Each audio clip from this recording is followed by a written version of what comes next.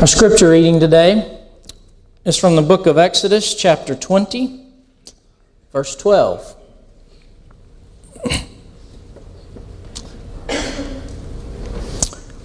Honor your father and mother.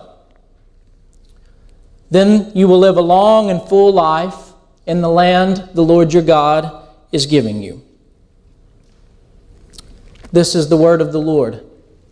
Thanks be to God.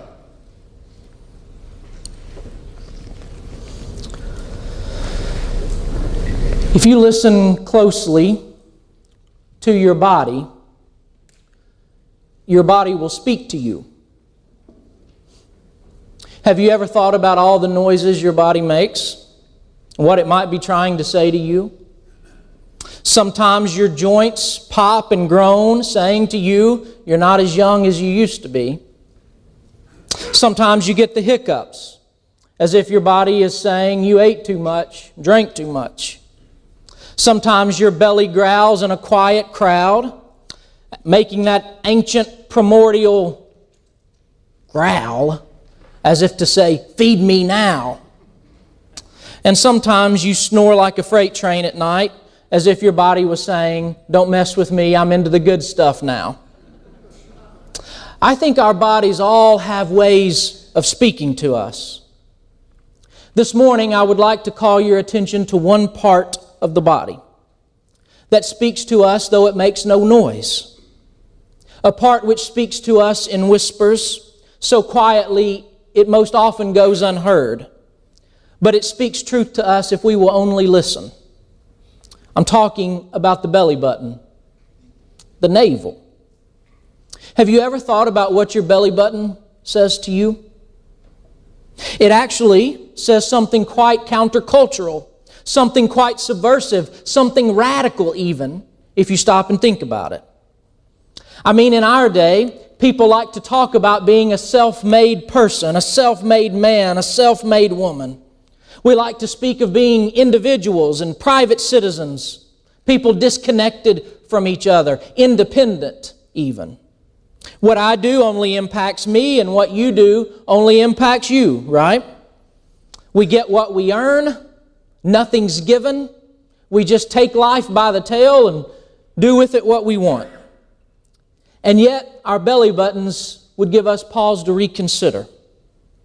Our belly buttons say to us that we are begotten, not manufactured. They are a permanent reminder that our lives flow into each other and from each other. They bear witness to a time when we were completely sustained by another person, when we were totally dependent upon and protected by another person. They bear witness to a time when we were literally participating in the life of another person. The truth is, we can't even be born on our own. And upon our birth, we are completely dependent and more vulnerable than any of the other creatures born on this planet. We're helpless, if you think about it. We need someone to feed us, someone to protect us, provide shelter and care. We are born into this world connected to another person. And something tells me that never really changes along the way. In the words of one of my favorite theologians, there is nothing so ontologically revealing as our belly buttons. Every time we stomp our feet and preach about being a self-made man or woman, every time we buy into the logic that we only get what we earn, that we're captains of our own destiny, we would do well to listen to the overtures of our navels, whispering to us that we are only because someone else first was. Something tells me that of all the commandments, the fifth commandment would be the favorite of the belly button. Honor your father and mother, so that your days may be prolonged in the land the Lord your God is giving you. This command seems simple enough, especially for children. It simply seems to be saying, obey your parents, which is vitally important if you ask me these days. When your parents say eat your carrots, you eat them. When they say pick up your dirty socks, you just pick them up. When they say, now we're going into an important meeting, don't embarrass us, you sit in the corner and don't let them see all the ways that you're embarrassing them. things like that. Children, obey your parents. Simple enough. However, it's telling that this command, like all the commands, was given to adults. Adults, honor your father and your mother. Have you ever thought about the fact that the words son and daughter connote a relational category, not a time-based category, not an age-based category? Once you're a son or a daughter, you don't age out of that. You are forever a son and daughter. And once you are a father and mother, you are always a father and mother. While some of us in here are brothers or sisters, uncles and aunts, cousins and nephews and nieces, all of us in here, every single one of us, are children of somebody. The Hebrew word here for honor is the word kaved, which means heavy. The idea is that you don't treat your parents lightly. You care for them with genuine concern, honor them, respect them, love them, revere them even. Perhaps what we could say is the way we express that honor shifts over time. Obedience in younger years, support in older years, respect in all the years. Honoring our fathers and our mothers is one of the ways we nod to the giftedness of life. It's one of the ways we actually pay attention to our belly buttons. In the prophetic tradition, in the later parts of the Old Testament, this command was often caught up in a way to care for the vulnerable in our midst. For example, the prophet Ezekiel in chapter 22 accuses the people of his day of taking advantage of the powerless in his society. He writes, "They have treated father and mother lightly." Did you hear that? The command was heavy. Ezekiel says, you've treated father and mother lightly. You've oppressed the alien, the orphan and the widow you have wronged. It's interesting, isn't it, that Ezekiel and some of the other prophets as well place father and mother in the same category as alien and orphan and widow.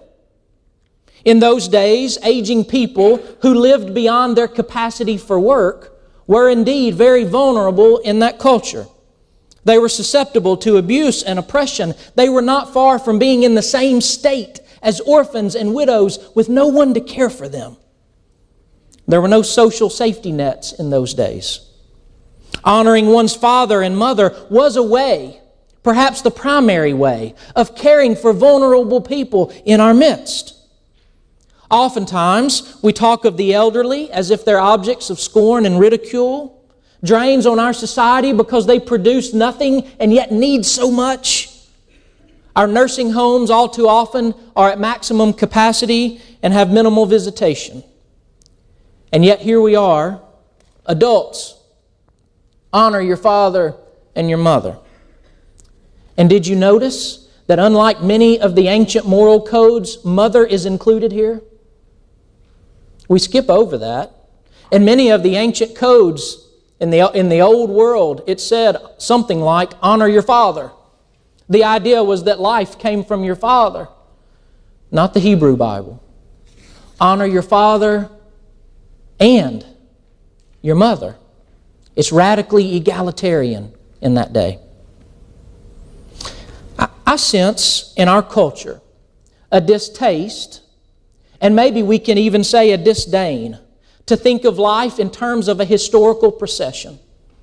To think of life in the perspective, the grand historical perspective, that there were people that came before us. Perhaps this is why so many people despise their parents. The simple presence of their parents is a reminder that they are not self-derived. And that's a hard thing to live with for some people.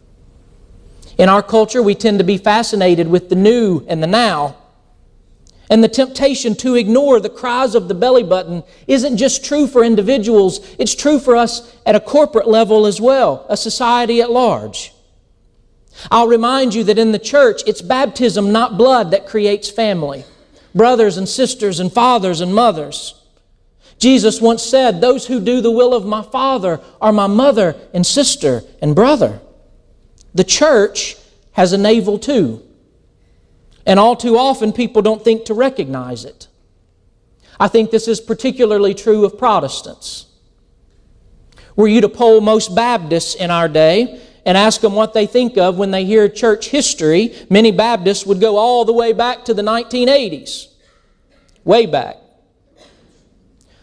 The vast majority of Baptists have spent precious little time thinking about and studying church history. And they live as if the church does not have a belly button. They neglect 2,000 years of Christian thought and practice. There are people today who live as despisers of tradition, resenting any tradition that would exercise authority over them. They want to cut the cord from everything. And then they can be truly human, unencumbered by any external sources of authority. To be sure, there are enough examples throughout Christian history of times when God's people got it wrong that we should never uncritically assume church history. That's not what I'm saying. However, can I say to you today that we find ourselves in a historical procession that's 2,000 years old. And our fathers and mothers have been doing this for a long time in the church. And they have much wisdom to share with us. This church is 130 years old. We didn't spring forth from a flower last year. 130 years of blood, sweat, and tears. Saints who sat in these pews who are no longer with us, and yet I believe are mysteriously with us as a grand cloud of witnesses. This church has a story, a history that did not begin with me, and it did not begin with you. We are the lesser if we ignore these saints, brothers and sisters. Every Sunday, we gather in this church and we brood over a text that was written 2,000 years ago. While a culture captivated by novelty might find that strange, we find it faithful and seek to live into those ideals today. We sing songs that are sometimes hundreds of years old, not because we're stuck in the past, but because that's a way of honoring our fathers and our mothers, and those hymns sustain their faith. Perhaps they will sustain ours as well. As one of my friends likes to say, if we are surrounded by such a great cloud of witnesses, perhaps we should sing some of the songs they know as well. The church has some fathers and mothers as well, and we would do well to honor them. Several scholars notice that amongst the 10 commandments, the 4th and the 5th commandments have a time component. The 4th commandment, remember the Sabbath day and keep it holy, was a command to help us remember the sacredness of time. It's so easy in mundane and monotonous cycles of time, weekly cycles, to think of time as an enemy. It's against us. And the Sabbath is to remind us that living life through time is a delight. Time is our friend. Accept it as a friend. And the 5th commandment, honor your father and mother so that your days in the land the Lord your God is giving you will be long and fruitful. The idea seems to be that whenever there is respect between the generations, we live in blessed community, sacred community, lives together. This 5th commandment bridges the 2 tablets, if you think about it. The first 4 commands have to do with our relationship with God. The last few have to do with our relationship with fellow human beings. Right in the middle is this command to honor our fathers and mothers. Your parents fed you, there will come a day for you to feed them. Your parents provided for, nurtured, protected you, there will come a day to return the favor. Your parents changed your diapers, and yes, there will come a day for you to change theirs. Life happens that way. Parents recognized how blessed they are to have a child, and someday that child grows up and recognizes how blessed they were to have parents. And we should honor them while we have the chance to do so. In the Brothers Grimm fairy tales, there's a story about a couple who were housing the man's father, who was quite old. The father's eyes had grown dim and his hearing was dull over time. His hands quaked at the table when he ate, and therefore he spilled the soup at every meal all over the tablecloth, made an extensive mess all over his seat. One night at dinner, he dropped the bowl, which shattered on the floor. Food went everywhere. That was it for this couple. They had had enough. They were tired of it. And so they sentenced the man to eat in the corner, every meal in the corner, and they gave him a small wooden bowl from which to eat. That way they didn't have to worry about him breaking a nice bowl. One night the couple was sitting at the table eating dinner when they noticed their 4-year-old son gathering up some fragments of wood from around the home. "What are you doing?" they asked him. And the little boy said, "I'm making both of you a little wooden bowl so that you can eat out of it in the corner when I get big." And tears filled their eyes. And they invited the grandfather back to the table where he ate every meal. And they had a little more patience with the messiness. Be kind to the old woman you will be someday. Be kind to the old man you will be someday. Participate in the reciprocal responsibility between the generations. As a pastor, there is nothing I find more challenging or horrifying than answering the questions of children. It scares me to death. I'm glad I survived one more children's sermon this morning. Some parents in this church have the audacity to use the pastor as the relief valve for answering questions they don't care to answer. Just go ask Preston. I know who you are. I'm keeping names. You know the questions. Where did Cain and Abel get their wives? Why did the lions not eat the deer on the ark? That sort of stuff. And then there's the perennial question, did Adam and Eve have belly buttons?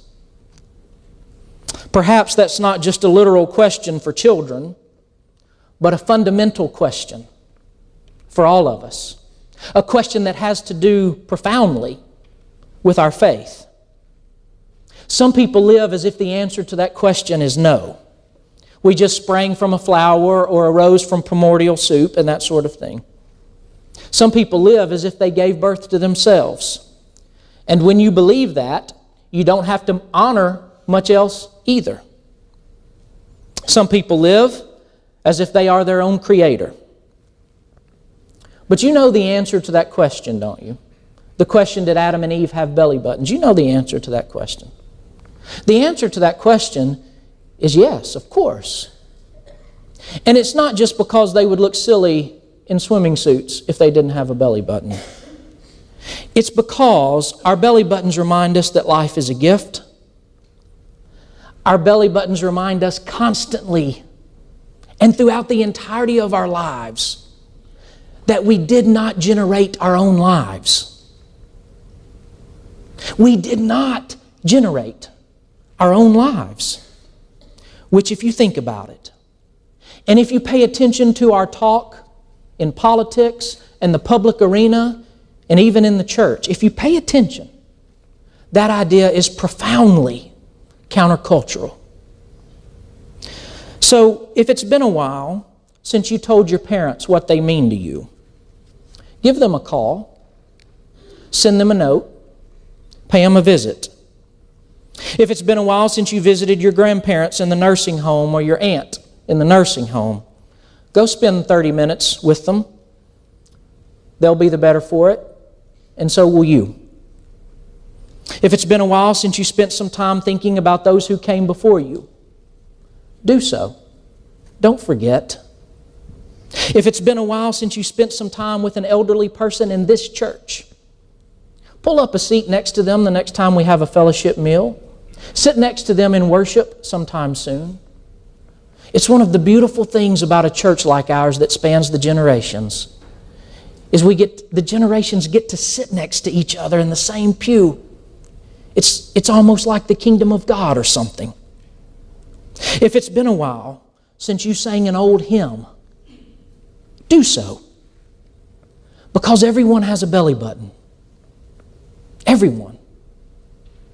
Including the church. And if you believe that God is something like what we see in Jesus, You might even could say that God has a belly button too. Whew. Honor your father and your mother, lest you dishonor your own navel.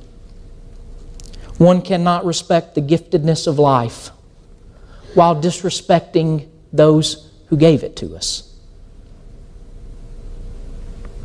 And so we come to the table where family really happens. We call this communion. Can you think about that word for a moment? Communion.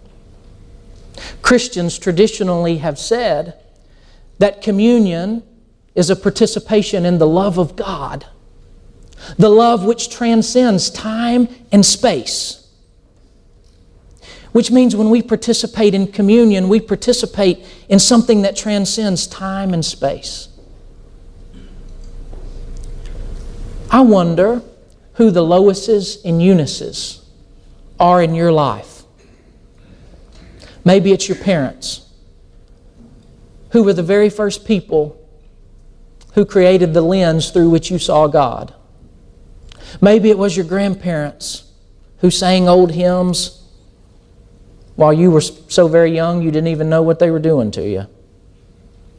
Maybe it was your Sunday school teacher. Maybe it was your first grade teacher. I don't know. But I wonder if you were to think back over the years today, who would be your Loises and Eunices?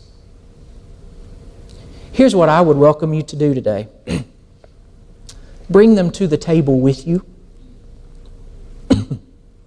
Commune with them today, even as you commune with God.